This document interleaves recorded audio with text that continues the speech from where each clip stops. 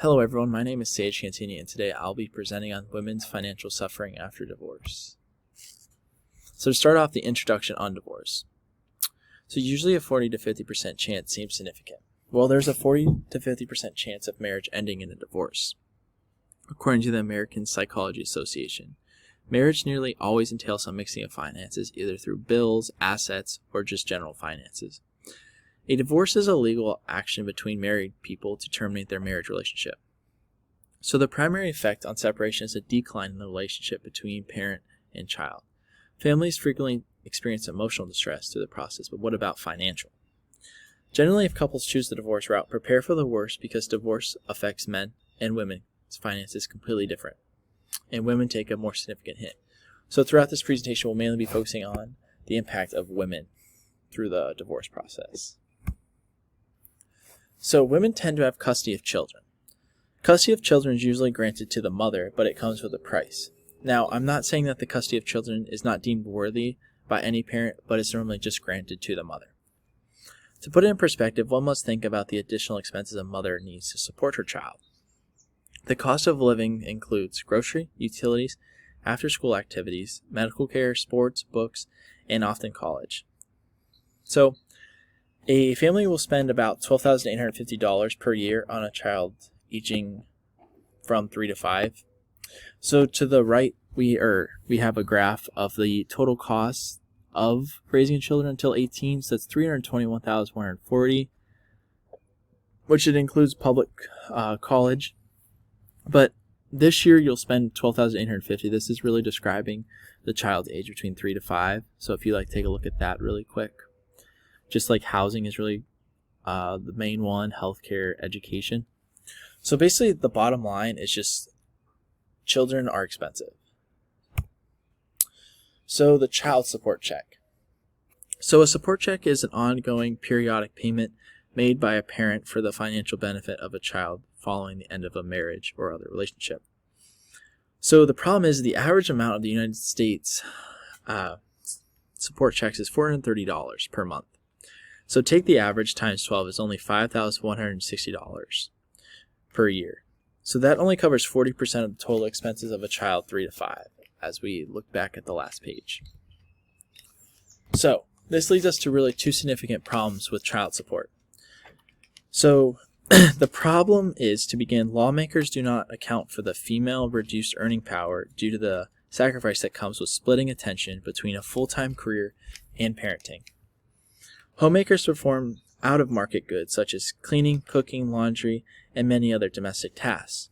Often their work goes unnoticed because it's unpaid labor, but the benefits are priceless. The husband can solely focus on the work because women in the household spend more time on housework and childcare. Although a housewife's income does not reflect the dedication and contribution she has given her family, nonetheless, she still plays a vital role in helping an efficient family perform and helping them succeed. Now that's really the big thing, but the next one is the average monthly payments are not enough to pay for all the essential living expenses to provide for a child. As the graph shows on the prior page, the average yearly total care of a child is $12,800, or $850, while a divorced mother may only receive half of the expenses through childcare. And it really poses a big problem because if women have to go, into the market work right after divorce, who's going to take care of the child? And it just keeps adding up expenses. And often their grandma or their mom takes care of the child. But in conclusion, lawmakers should not put a price on children's cost of living, instead setting divorced children up for success and helping the financial struggles of the mother. So now we're going to move on to women re-entering the workforce.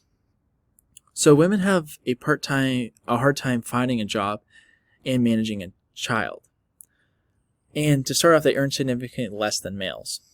For example, an office and administrator support occupation, women's median earnings in 2018 were $37,000, while compared to a men's earning of $45,000.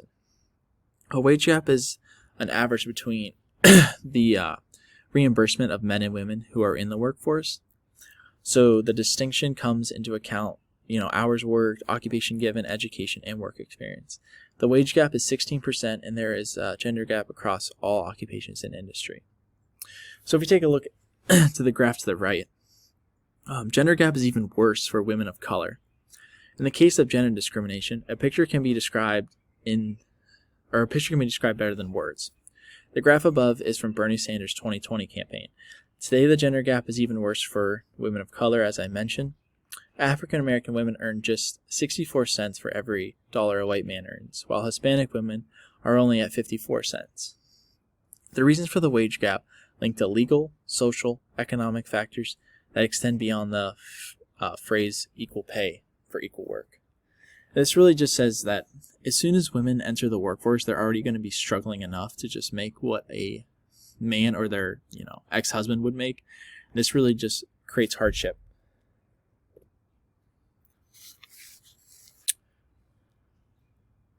So women feel they must choose between work and motherhood. Women often feel they must choose between work and motherhood, with social trends encouraging women to put home in front of their career. Women are strong-willed and often frequently asked to do several roles that may be conflicting. In this case, a caretaker and then still managing a full-time job. Caring for a family interferes with work and can lead to restrictions in career development and opportunities while not receiving much formal support from their employers. Women are in a stressful situation. Luckily, with the advancements in modern work environments, women should consider special needs of work from home or flexible work hours. Any organization should retain talented women by continuing to establish a friendly work environment with flexible, job-sharing workdays. And this just shows kind of how the pandemic is panning out too. A lot of people have to work from home, and they're using Microsoft Zoom or Microsoft Office and Zoom to FaceTime and just have formal business meetings. So the Family and Medical Leave Act has actually helped as well, of 1993. This recognizes the need of working women. The Act interests are to balance the demands of a workforce with the requirements of families to provide stability and economic security of families. Women should continue to pursue their career to provide for their families and themselves. Also, if the divorce were to happen, the wife has job security and will not have to re-enter the workforce. And this is just a big thing, because if women have taken 5 to 10 years off to raise children and they have a divorce, it's even harder to get back into their field and get reaccustomed to things, because obviously we know that business is very adaptive, and a lot has changed over the time periods.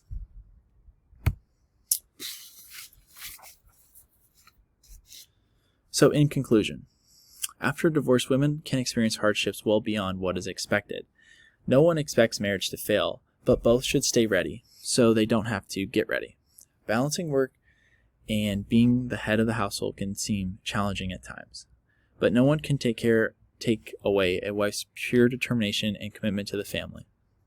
As we mentioned before, they're often asked to do numerous tasks such as caretaker and still balance a full-time job.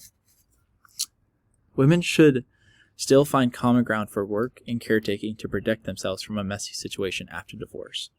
So this really goes back into if women were to leave the workforce for 5 to 10 years, are they going to be able to get back into their workforce and be sharp as they were before?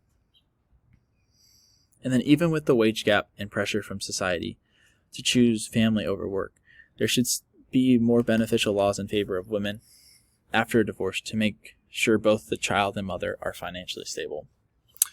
And not to mention even the wage gaps that we saw in the prior slides between Hispanic women and just generally women in color.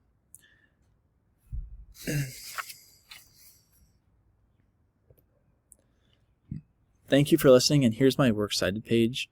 If you have any questions, feel free to contact me.